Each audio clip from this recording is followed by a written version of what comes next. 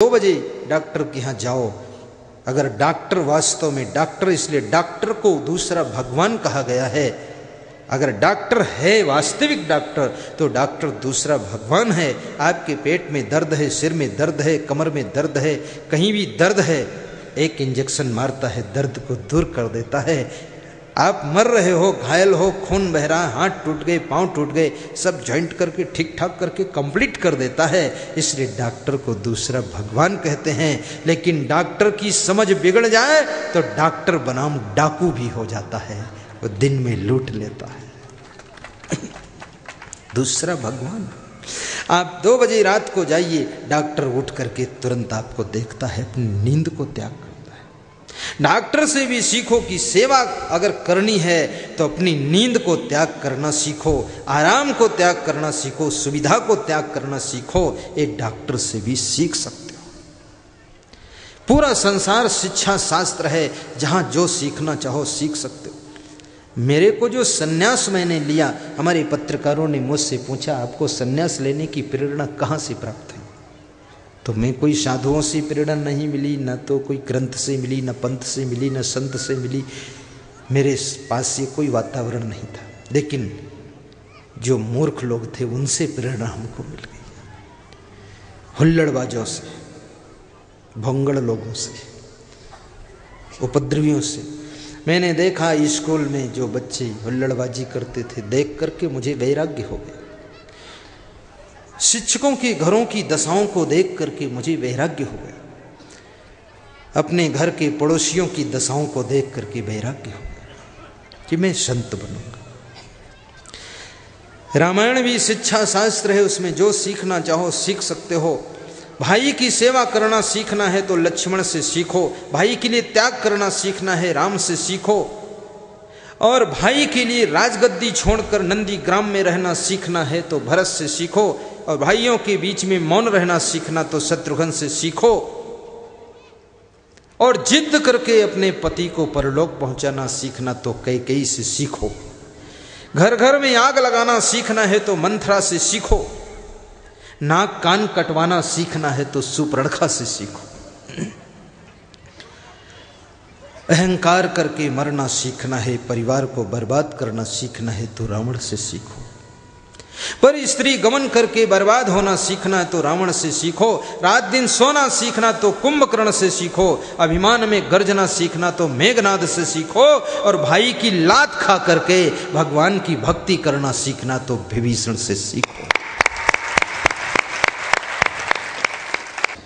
रतन का जतन करूं, माड़ी का सिंगार, आया कबीरा फिर गया, झूठा है अहंकार। कबीर साहब कहते ये जीव आया है, एक दिन फिर चला जाएगा। यहां परमानेंट कोई नहीं आया है, सब टेम्परेरी है। मैं भी टेम्परेरी, तुम भी टेम्परेरी, हर पद टेम्परेरी है, हर अधिकार टेम्परेरी है, हर शरीर टेम्परेरी है। आज जो स्त्री का शरीर पाकर बैठी है आत्मा, कल वो पुरुष का शरीर भी प्राप्त कर सकती है। आज जो पुरुष बन करके बैठी है आत्मा, वो कल नारी बन करके आ सकती है। एक जन्म की पुत्री बनकर है पत्नी बन जाती, फिर आगामी भाव में माता बनकर पैर पुजाती, पिता पुत्र के रूप जन्मता बैरी बनता भाई, पुत्र त्याग कर देह कभी बन जाता सगा जमाई। बहुत बड़ा परिवर्तन है। आत्मा ना तो स्त्री है ना पुरुष है, आत्मा ना बूढ़ा होता, ना जवान होता है, ना बालक होता है। आत्मा का स्वरूप अजर है, अमर है, विनाशी है, अखंड है, निर्विकार है।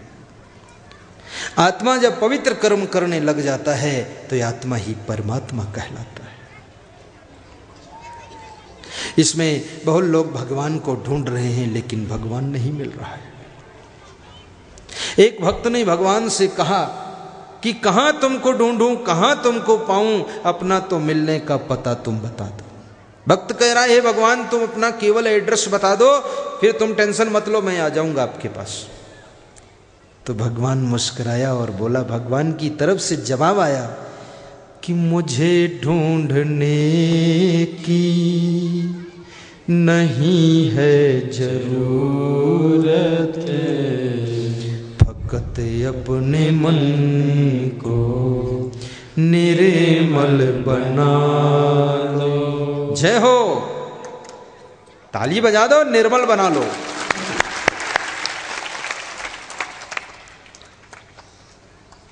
वह शहर शहर नहीं जिसमें गंदगी साफ करने के लिए नाली ना हो, वह पेड़ पेड़ नहीं जिसमें हरी भरी डाली ना हो, वह मकान मकान नहीं जिसमें मेहमान के ठहरने के लिए एक कमरा खाली ना हो, वह ट्रैक्टर ट्रैक्टर नहीं जिसके पीछे सामान ढोने के लिए ट्राली ना हो, और वह ससुराल ससुराल नहीं जिसमें शाला और साली ना हो, और वह बदनावर बदनावर नहीं जिसमें जोरदार ताली ना हो।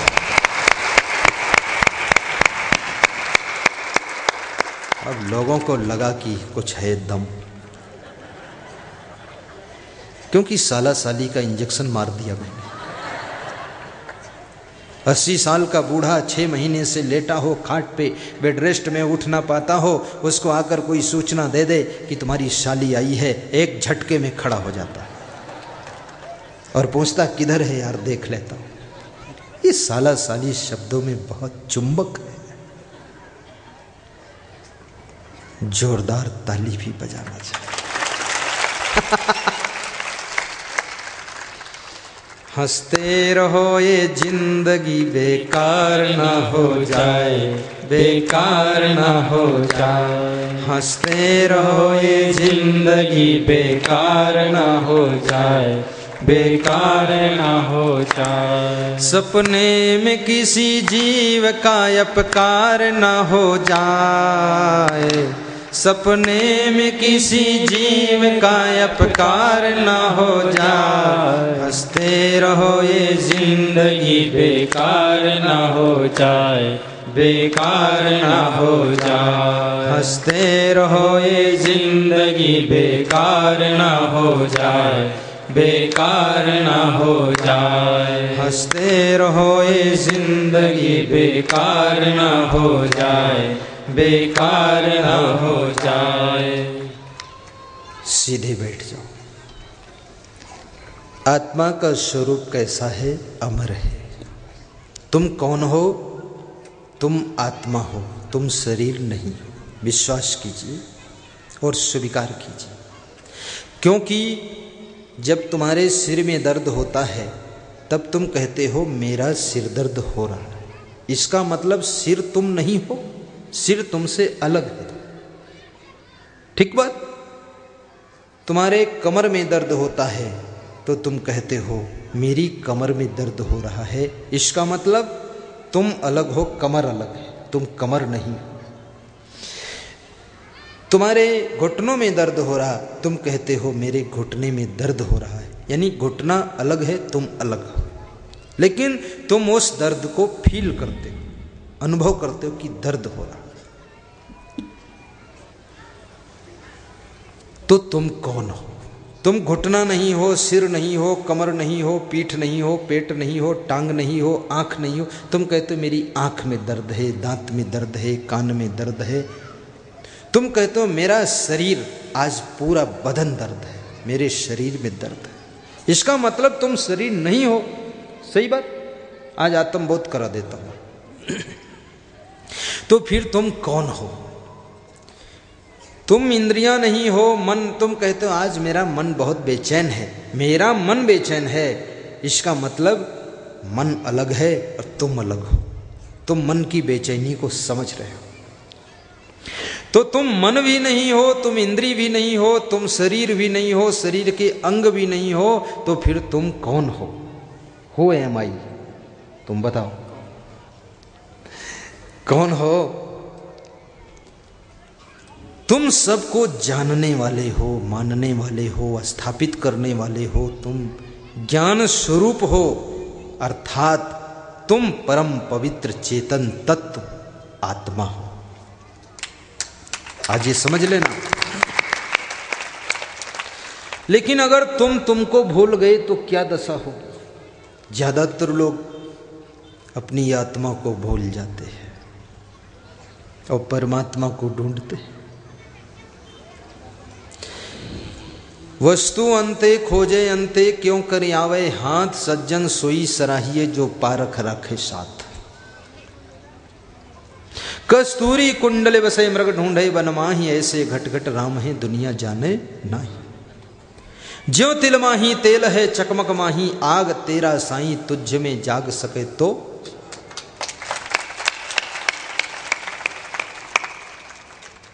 पुष्पे गंधस्तिले तैलम काष्ठे बहिन्युपयो घृतम इच्छो गुणम देहे पश्चात मानम विवेकता ईश्वरा सर्वभूता नाम हृदय से अर्जुन तिष्ठति उपद्रष्टानुमंता च भर्ता भोक्ता महेश्वरा परमात्मे चापिक्ते देहे अस्मिन् पुरुषा परा। अंगुष्ठ मात्र पुरुषा आत्मनि तिष्ठति ईशानो भूत भव्यस्य न ततो बीजगुप्सते एतत् वै तत्। एनम रूपम रसम गंधम शब्दान स्पर्शात मैथुनान एतेनेव बीजानात किमत्र परिशस्यते एतत् वै तत्। उपनिषद का मंत्र मैं आपको बताया हूं, वेद का भी मंत्र बताया हूं कि ये जीवात्मा क्या है। तुलसीदास कहते हैं घट में है सूझे नहीं लानत ऐसी जिंद, और तुलसी या संसार को भयो मोतिया बिंद। और कबीर साहिब भी कह रहे हैं क्या क्या ढूंढ रहे बन बन, क्या ढूंढ रहे बन बन, घट घट में समाया है, क्या ढूंढ रहे बन बन। ओहो, क्या ढूंढ रहे बन बन, घट घट में समाया है, क्या ढूंढ रहे बन बन। तेरे भीतर मेरे भीतर, तेरे भीतर मेरे भीतर, उसकी ही तो छाया है, क्या ढूंढ रहे बन बन, क्या ढूंढ रहे बन बन। आते रहिए, मैं मुड़ मुड़ के देख लेता हूं। घट घट में समाया है, क्या ढूंढ रहे बन बन, क्या ढूंढ रहे बन बन। कबीर साहब बहुत मजेदार है। अभी शुरुआत में जब मेरे से प्रवचन करने के लिए, निवेदन करने के लिए श्री मनोहर ऊंटवाल जी से कहा गया गुरुदेव से निवेदन करो, धन्यवाद दो जनता को, तो उन्होंने एक बात सुनाई कि पाहन पूजे हरि मिले तो मैं पूजूं पहाड़, और घर की चक्की कोई न पूजे जाका पीस खाए काम खत्म। 100 सुनार की एक लोहार की लगा दिया। मैं मुस्कुरा रहा था कि ये तो बहुत हिम्मत वाला आदमी ही बोल सकता है। कबीर साहब कहते हैं कि जो खुदाए मस्जिद वसत है और मुल्क के ही घेरा। अगर खुदा मस्जिद में रहता है तो और स्थान में कौन रहता है? अगर भगवान मंदिर में रहता है तो फिर मंदिर के बाहर कौन रहता है? इसलिए ये नहीं कह सकते भगवान यहाँ है, ये नहीं कह सकते खुदा यहीं है, ये कहो खुदा खुद में है और भगवान हृदय मंदिर में रहता है।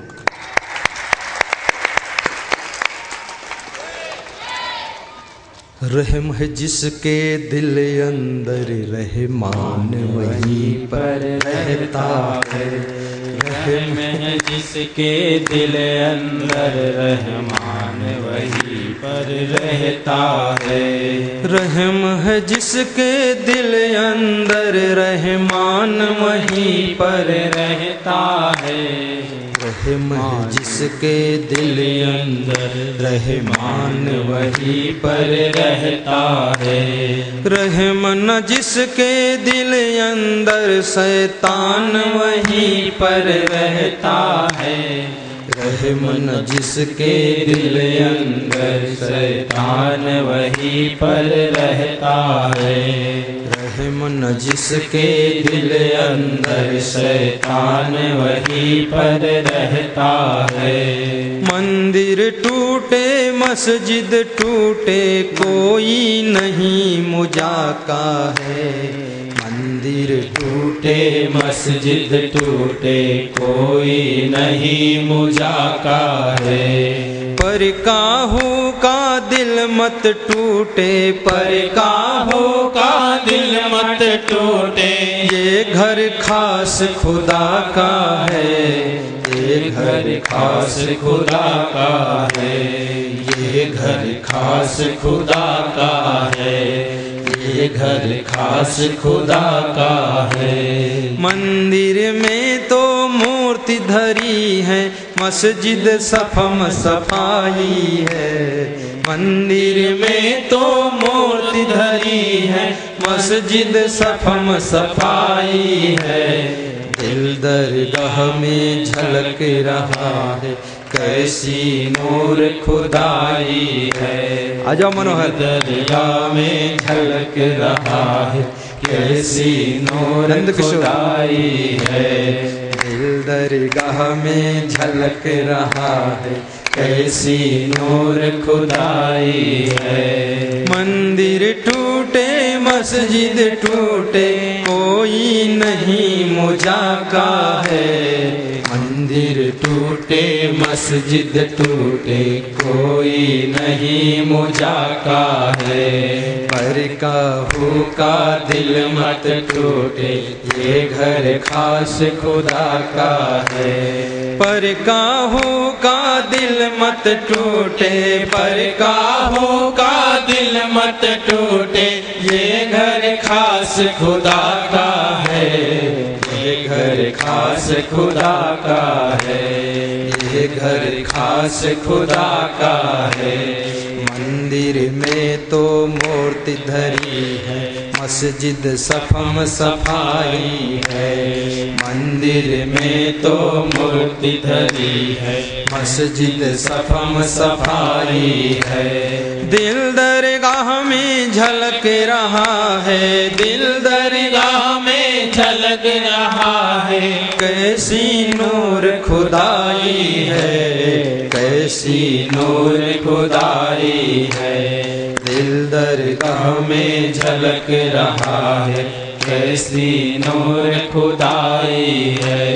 कैसी नूर खुदाई है। रहम न जिसके दिल अंदर शैतान वहीं पर रहता है। रहम न जिसके दिल अंदर शैतान वहीं पर रहता है। रहम न जिसके दिल अंदर शैतान वहीं पर रहता है। रहम न जिसके दिल अंदर शैतान वहीं पर रहता है। रहम न जिसके दिल अंदर शैतान वहीं पर रहता है। रहम है जिसके दिल अंदर भगवान वहीं पर रहता है। रहम है जिसके दिल अंदर भगवान वहीं पर रहता है। भगवान वहीं पर रहता है। भगवान वहीं पर रहता है। बोलो सद्गुरु भगवान की जय। आत्मा में ही परमात्मा का प्रभाव है। मंदिर में तो भगवान की प्रतिमा है, लेकिन आपके अंदर में भगवान की प्रतिभा है। इतना फर्क है। घट में है सूझे नहीं लानत ऐसी जिंद, तुलसी या संसार को भयो मोतिया बिंद। भाइयों और बहनों, आपको आत्मबोध हो जाए तो आपका दुख कम हो जाएगा। शरीर, जब तुम शरीर नहीं हो, शरीर के मरने पर फिर तुम मरते भी नहीं हो। मौत का डर खत्म। और ये भी याद रखना, जब तुम शरीर नहीं हो तो तुम्हारे शरीर को कोई गाली दे रहा है, वो गाली भी तुमको नहीं मिल रही है। मैंने सुना है महात्मा बुद्ध किसी गांव से निकले, गांव के उदंड लोगों ने उनको घेर लिया, रोक लिया और गालियां देना शुरू किया। बुद्ध मुस्कुराते मुस्कुराते गाली सुन रहे हैं तो गांव के लोगों ने कहा गाली का कुछ जवाब तो दो। तो बुद्ध ने कहा जवाब नहीं दे सकता। बोले क्यों? कहा क्योंकि अब बोध हो गया, इसलिए अब क्रोध नहीं रह गया। तब जवाब क्या?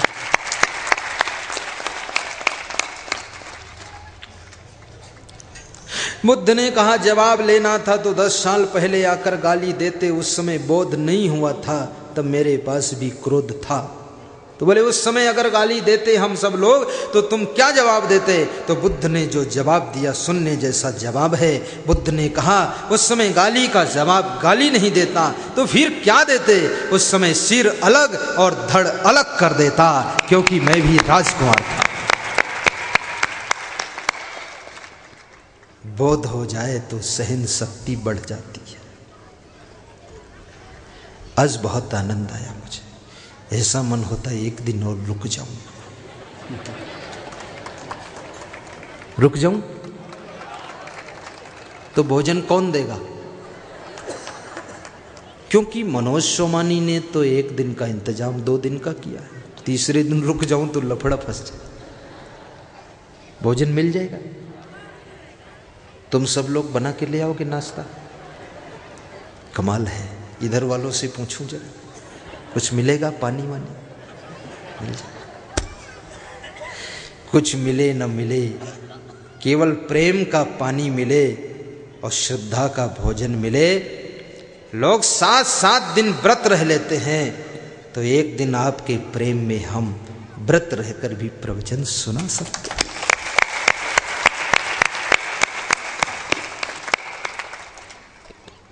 ऐसा लग रहा है मध्य प्रदेश, ये धार जिला, जहाँ सत्संग की धार बही, भक्ति की धार बही, इसका नाम किसी पूर्वज ने धार शायद इसलिए रखा होगा कि यहाँ पर पहले से सत्संग की धारा बहती होगी। ज्ञान की धार, सत्संग की धार जहाँ बहती है, उस जिले का नाम धार है।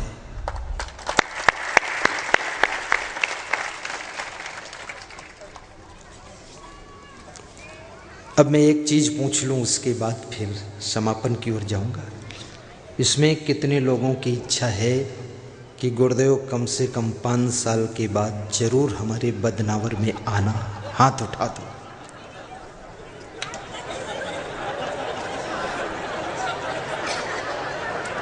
क्या हुआ? 5 साल जल्दी है, चलो तो 10 साल मान लो।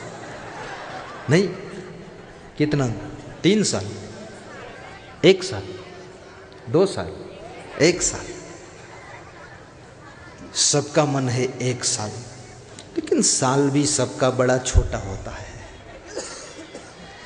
सत्य बात है, 1 साल बाद में जल्दी आ जाऊं, लेकिन हमारा मनोज सोमानी और हमारा लाडला बालक ऊंटवाल तो कुछ नहीं कह रहा है।